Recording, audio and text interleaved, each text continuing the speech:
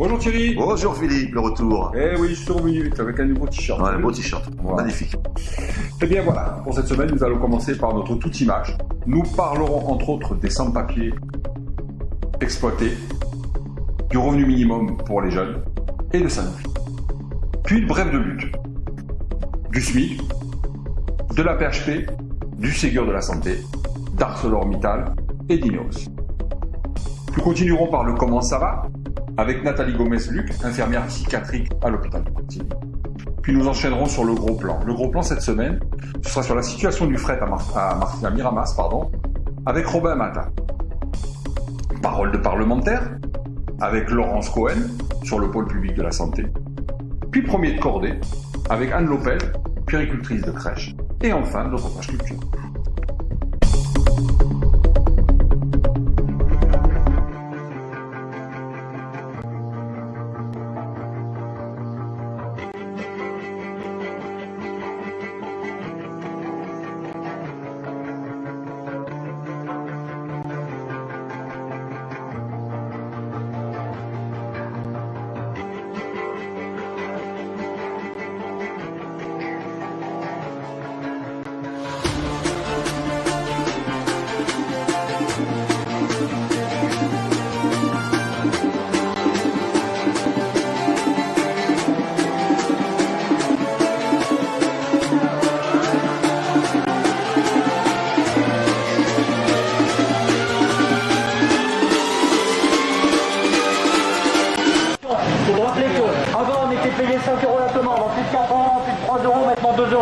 On va pas continuer jusqu'à ce qu'on soit payé seulement 1 euro pour des miettes. Parce que c'est pas ça qui va nous payer notre loyer. C'est pas ça qui va nous payer nos courses. Et nous, si on se bat ici, c'est pour des revendications et pour des rémunérations qui sont dignes. C'est pour accéder à la dignité par le travail. Et c'est pour rappeler que c'est nous qui faisons tout l'argent que les plateformes se mettent dans les poches, que c'est nous qui le produisons et personne d'autre.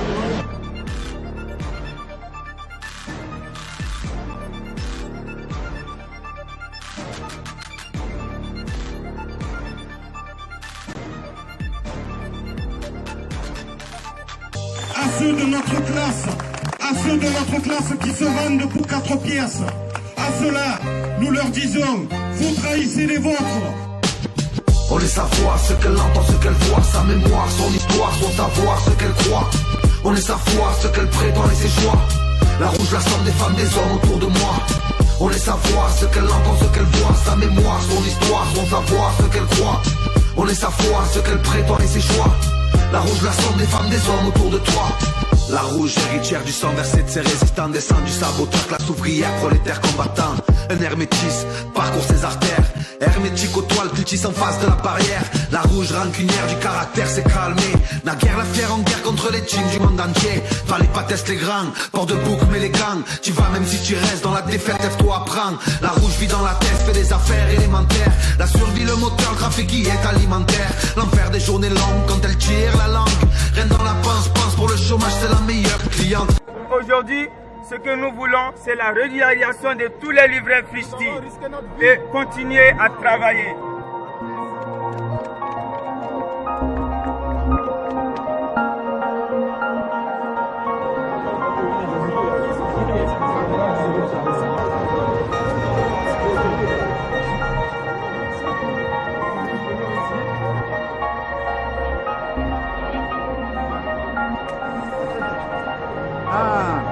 Deux, trois. Vraiment, je remercie tout le monde d'être là. Et nous comptons sur les Français de nous aider dans ce combat. Ils nous voient chaque matin, et midi et soir, sur ce vélo, sur les routes. Nous risquons nos vies. Nous avons travaillé pendant le confinement, tous ensemble, pour aider les Français à rester confinés.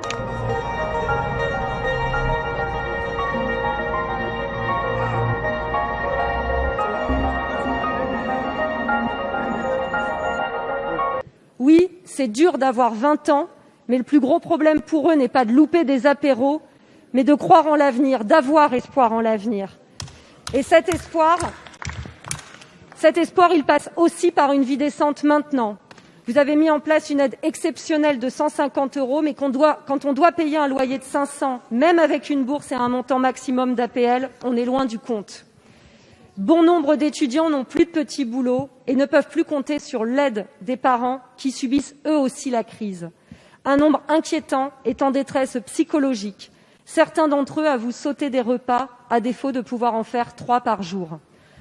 Alors s'il vous plaît, plutôt que de venir donner des leçons sur comment manger à petit prix, comme on viendrait balancer des brioches, ouvrez aux jeunes l'accès à un revenu vital, qu'il s'agisse d'une allocation d'autonomie ou d'un revenu minimum des 18 ans. Franchement, appelez-le comme vous voulez, mais faites-le. Le Premier ministre l'a annoncé mercredi dernier, ce ne seront que des cacahuètes pour les premiers de cordée. En effet, aucune réelle revalorisation du SMIC, seulement les 1,2% légal, tu vois, soit environ une douzaine d'euros supplémentaires par mois. Un vrai mépris de classe.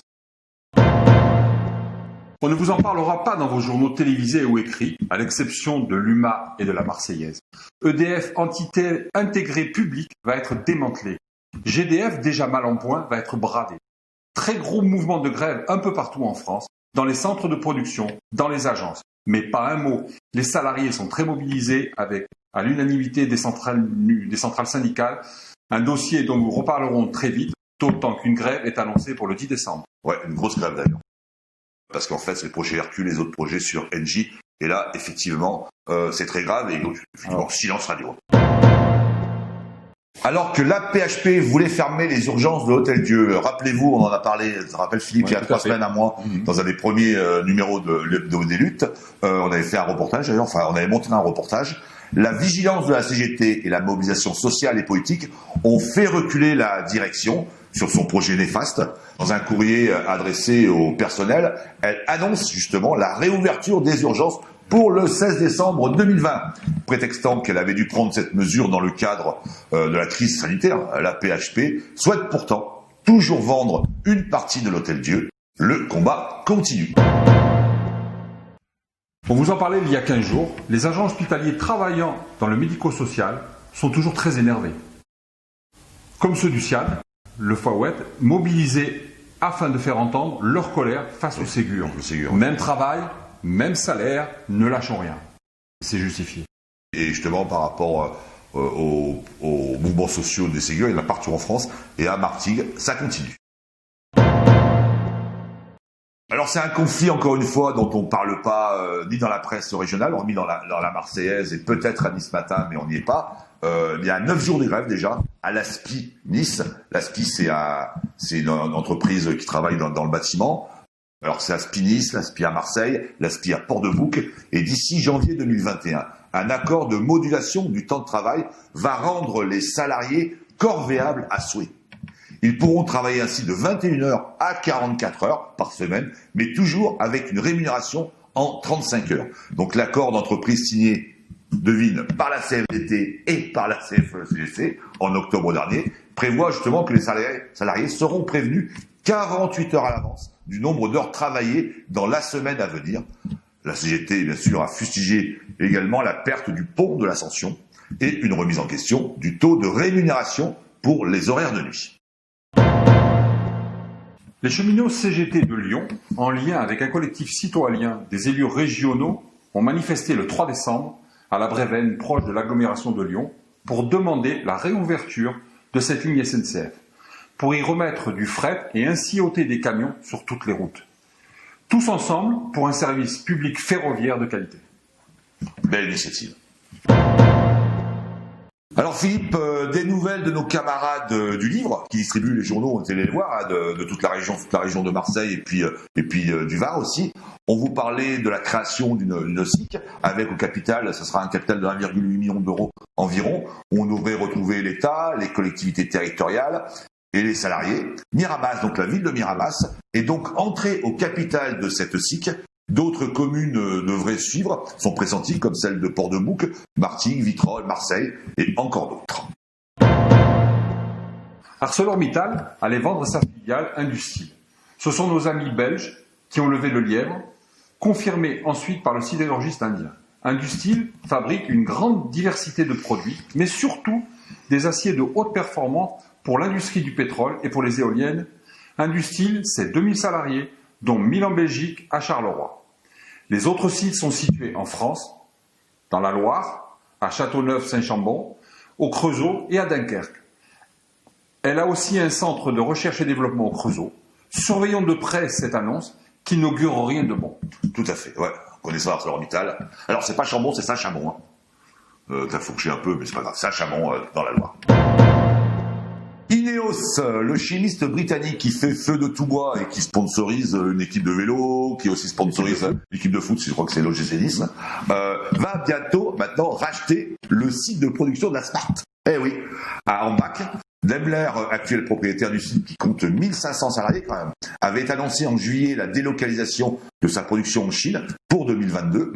Ineos donc va faire monter son 4x4 Grenadier. Il devient constructeur automobile, Ineos. Bon voilà, avec 650 salariés seulement. Donc les 650 autres resteraient en place pour continuer à produire la Smart jusqu'en 2024. Mais rien n'est moins sûr, c'est pas encore tout à fait acté. Sinon, autre info d'importance sur ce site, c'est le partenariat signé avec le constructeur automobile motoriste Hyundai sur le site même d'Ambach. Les deux sociétés travailleront ensemble pour explorer l'utilisation du système de pile à combustible Hyundai dans le véhicule Ineos Grenadier. Le Grenadier donc, en clair, produire un moteur hydrogène. Très intéressant ça. Comment ça va? Avec Nathalie Gomez-Luc, infirmière psychiatrique à l'hôpital de Martigues, qui nous parlera de son métier. Bonjour. Bonjour. Comment ça va? Ça va. Ça va. Ça va. Ça, malgré le contexte, ça va. Infirmière Je suis infirmière de secteur psychiatrique depuis 1981. C'est un secteur qui est en vraie souffrance. Enfin, toute la fonction hospitalière l'est, mais la psychiatrie... La psychiatrie aussi en particulier, oui, effectivement, et depuis de très nombreuses années, notamment depuis la disparition du diplôme et de la spécificité des psychiatres aussi, qui a beaucoup changé. C'était dans les années 94 à peu près. Et vous, comment votre profession, donc sur Martigues, vous avez appréhendé cette crise sanitaire là? Ça a été, on a pris les choses très sérieusement parce que effectivement, c'était la première fois que moi, de toute ma carrière, presque 40 ans, que je vis une telle situation. Donc, on a pris les choses très au sérieux. Nous avons fermé les unités. On a empêché nos patients d'avoir des permissions, de rentrer à leur domicile, de recevoir des visites. Tout ça chez des personnes qui sont psychiquement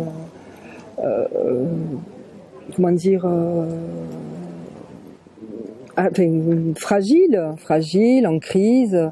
Donc ça a été très compliqué. Et ça l'est d'autant plus maintenant que les formations qui sont dispensées aux nouveaux diplômés, elles sont indigentes. Il y a très peu de psychopathologie dans les cours. Je crois qu'il y a une quarantaine de cours de psychopathologie sur 3 ans et demi, alors que moi, ma génération, c'était 400 heures. Voilà, donc c'est compliqué, c'est très compliqué. J'ai géré la maladie mentale, c'est très compliqué, notamment quand on est obligé de fermer, empêcher les gens de circuler, de les éviter à mettre des masques. Ça rajoute. Nous ici à l'hôpital de Martigues, au niveau des postes, pour l'instant ils sont pourvus. Donc c'est pas de ce côté-là que ça souffre. Ça souffre plutôt dans la prise en charge des patients et de cette indigence au niveau de la formation. C'est-à-dire qu'en gros, on reconnaît plus la spécificité psychiatrique? De moins en moins. Pourquoi? De moins en moins. Je pense que c'est une volonté de l'État. Je ne comprends pas pourquoi. Enfin, il doit y avoir des raisons pécuniaires, je pense. Mais non, c'est tout le monde doit pouvoir travailler dans tous les services. Pourquoi mon diplôme a disparu en 94, la dernière promotion?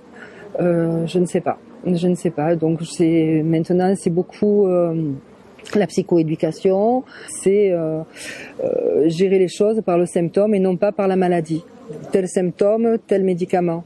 Donc je pense qu'il doit y avoir, après je ne veux pas faire la théorie du complot, mais je pense qu'il y a beaucoup de lobby pharmaceutique qui est derrière tout ça.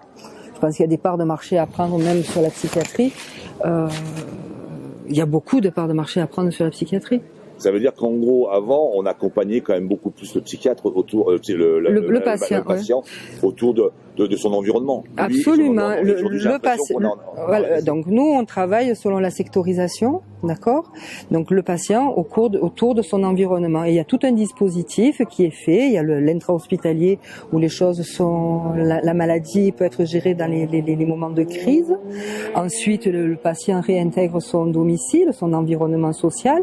Là, il y a une prise en charge qui est faite par les CMP, avec visite à domicile, préparation des piluliers pour la dispensation des médicaments, visite bien évidemment avec le médecin régulièrement. À côté de ça est proposé des CATTP où les patients peuvent faire des activités, mais tout en restant socialement inscrits dans leur environnement, et les hôpitaux de jour pour des personnes qui ont besoin d'un étayage au quotidien plus important. Voilà, c'est tout un dispositif de soins autour du patient. Pour nous, à Martigues, ça fonctionne. Mais là où ça pêche, je vous dis, c'est par rapport à la formation.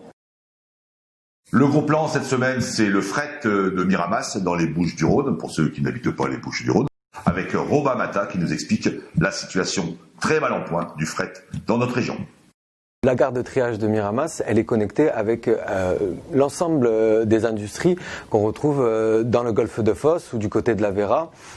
On est embranché avec toutes ces entreprises-là, et pas pour rien, parce qu'il y a une partie de toutes ces marchandises que l'on transporte qui ne sont pas transportables par la route, qui ne sont pas transportables par le camion. Et de ça, par exemple, pour des questions de sécurité, pour les marchandises dangereuses, on a le cas du transport de chlore. Et sur Arkema notamment, sur Naftachimie, on a de la chimie, on a des produits de matières dangereuses qui sont transportés par wagon. Et si on remet en cause ce report modal-là, la gare de triage, à un moment donné, la sortie de la production pour ces entreprises-là, elle va être compliquée. Et du coup, on va effectivement vers des difficultés de production de ce côté-là. On a un autre exemple qui parle assez facilement, c'est toute la production qui est sortie en acier d'ArcelorMittal. Ce sont des énormes bobines d'acier qui sont intransportables en camion. Et du coup, effectivement, le chemin de fer, là, il y a la plus-value, et y compris si on remet en cause encore une fois le triage de Miramas, on est en problématique pour sortir ces marchandises-là. Donc, y compris, effectivement, c'est un sujet pour les cheminots, pour notre emploi, pour Miramas, qui est une ville cheminote, mais c'est un sujet aussi pour tout l'Ouest étendard, et y compris pour surtout l'industrie. Et donc, en fait, le service public de fret ferroviaire qu'on développe, c'est aussi un moyen de développer et d'ancrer encore l'industrie déjà présente sur notre territoire, mais d'aller encore plus loin en développant le fret ferroviaire. Oui, ce serait catastrophique en termes d'emploi sur tout le bassin, y compris donc effectivement en premier lieu pour les cheminots, pour les sous-traitants des cheminots, y compris sur Miramas, y compris pour l'industrie, là on l'a dit, sur ArcelorMittal, Chem1, mais y compris dans la logistique. Nous, on a la plateforme de Clé Sud qui est embranchée, la plateforme logistique de Clé Sud qui est embranchée au triage de Miramas. On a aussi l'entreprise STVA, qui est une entreprise de voitures, de commerce de voitures neuves, donc qui arrive en wagon porte-auto, y compris, il y a un certain nombre d'entreprises qui vivent grâce à ce mode de transport-là. Et donc, remettre en cause ce mode de transport-là, c'est remettre en cause clairement toutes ces entreprises-là et les emplois qui lui sont dus. Alors, en quoi la création d'une autoroute entre Salon-de-Provence et Fos-sur-Mer mettrait en danger la gare de triage, et est-ce que cette autoroute permettrait de supplanter la disparition de la gare de triage pour des sites comme Chem1, comme Arkema ou autres? Et non, effectivement, le problème de cette liaison autoroutière, c'est qu'on est sur un seul mode de transport, qui est le camion. Le camion qui est déjà ultra présent dans le transport de marchandises. C'est aujourd'hui 90% des marchandises transportées le sont par camion. Et donc, on se plaint aujourd'hui, la population à juste titre se plaint aujourd'hui de toutes les nuisances qu'amènent les camions, à la fois l'embouteillage et à la fois toutes les pollutions sonores, d'effets de serre qu'on peut connaître avec le camion. Aujourd'hui, ce qu'on nous propose, c'est de rajouter du camion au camion. Et donc en fait on ne s'en sortira pas.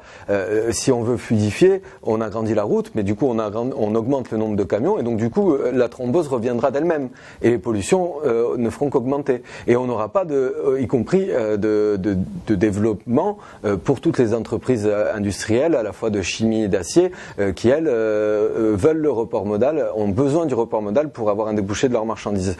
Donc effectivement, il n'y a aucune plus-value en termes d'emploi forcément à cette liaison routière, à la rigueur peut-être un emploi, de l'emploi sur la question du camion, mais dans des conditions sociales qu'on connaît, avec le cabotage, avec le travailleur détaché utilisé, surexploité pour faire du dumping social en France. Aujourd'hui, nous, ce qu'on va chercher en développant le fret ferroviaire public, c'est aussi surtout de l'emploi qualifié et de l'emploi protégé. Et donc en fait, on a une plus-value au niveau du chemin de fer sur tous les plans, à la fois social, économique et environnemental. Et c'est ça qu'aujourd'hui, on est en train de démontrer, y compris pour finir sur la liaison routière. À un moment donné, la seule perspective pour étendre cette liaison routière-là, pour augmenter les capacités, c'est d'aller manger, c'est d'aller empiéter sur des terrains agricoles. Et tous les terrains agricoles de l'Accro, on pense qu'il y aurait une autre perspective pour les terrains agricoles que d'être transformés en autoroute. Donc il y a un mode doux, il y a un mode ferroviaire qui doit être mis en place, y compris à la fois pour l'emploi, mais y compris pour le respect du bien vivre dans notre territoire. Je pense que c'est une lutte qu'il faut qu'on partage, il faut qu'on mène ensemble, à la fois avec les cheminots, à la fois avec les usagers et les autres salariés, les autres travailleurs de l'industrie sur l'Ouest étendard. Et c'est dans cette union-là qu'on arrivera à la victoire. Parole de parlementaire avec Laurence Cohen, qui interviendra sur le pôle public du médicament. Alors, ce pôle public du médicament, des dispositifs médicaux, vient à un point nommé d'une actualité qui est assez terrible, puisque nous sommes encore en pleine pandémie et nous assistons à des manques, des pénuries de médicaments et au fait que l'État n'a absolument pas la maîtrise de la production, de la fabrication des médicaments et que donc dans cette situation, il faut absolument pouvoir envisager un outil. Et ce pôle public du médicament et de la recherche est un outil parce que on constate également que les grands laboratoires pharmaceutiques finalement profitent d'une recherche qui est financée sur fonds publics et ensuite commercialise un produit et profite également du fait que ce produit, ce médicament, va être remboursé en France par la protection sociale. Donc ils sont gagnants sur tous les tableaux et on voit que dans une période de crise sociale, économique, sanitaire, eh bien ils arrivent à engranger des profits absolument gigantesques et qu'ils reversent à leurs actionnaires mais qui ne participent pas du tout à améliorer la recherche, à améliorer la distribution des médicaments puisque on constate également que pratiquement la majorité de la production se fait en dehors du territoire national. Donc cet outil-là, c'est également pour que la France retrouve sa souveraineté. Premier de cordée, cette fois-ci, c'est une première de cordée, Anne Lopez, puéricultrice en crèche, et qui évoquera avec nous la problématique de la petite enfance. C'est pas si simple que ça, écoutez-la bien.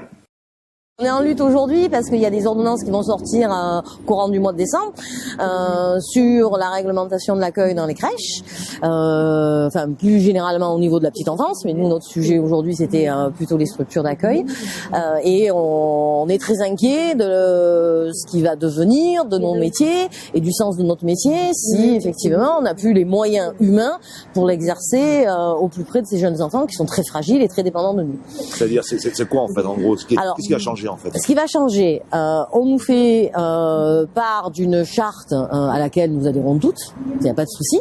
C'est le cœur de la philosophie actuelle pour accompagner le jeune enfant, sa famille. Ok, tout le monde y adhère, sauf qu'on n'a pas les moyens derrière. Sauf qu'accompagner un petit enfant dans une notion de bientraitance et de bienveillance nécessite un nombre d'adultes suffisant. Les taux d'encadrement vont être revus. Aujourd'hui, on est à 1 pour 5 enfants qui marchent pas et 1 pour 8 qui marchent. Ils veulent lisser ça sur 1 pour 6 peut-être.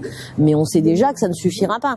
1 pour 6, c'est pas suffisant. La CGT porte comme revendication un adulte pour 4 enfants.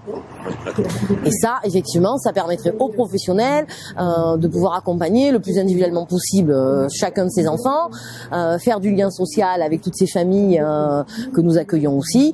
En dessous de ça, on peut pas travailler correctement et on peut mettre des fois même les petits-enfants en danger dans des situations un peu compromettantes parfois. Et il semblerait en même temps qu'au-delà de l'encadrement personnel, c'est aussi les mètres carrés. C'est les mètres carrés, c'est le temps de...